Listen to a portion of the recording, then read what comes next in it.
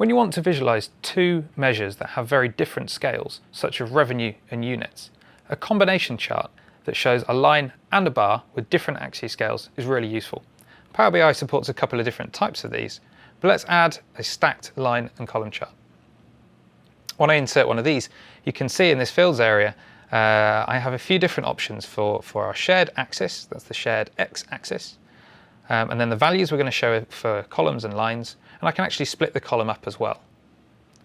Let's start adding some fields to this. So for my revenue, I'm going to show those as columns. I'm going to show my unit sales as a line, and my shared axis is going to be our years. So now you can see it's built up that visualization. My columns are the revenue, and you can see that's a scale in the billions. My unit sales, which is represented by the line here, is only in millions.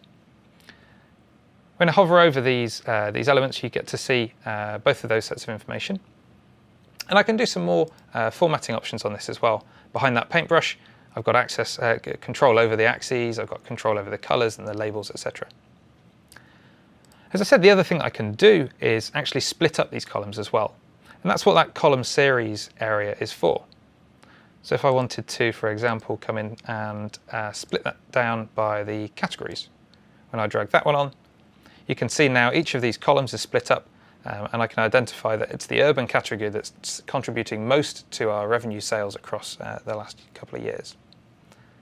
So it's a really simple way and very effective way of visualizing multiple measures that have very different scales on a single visualization.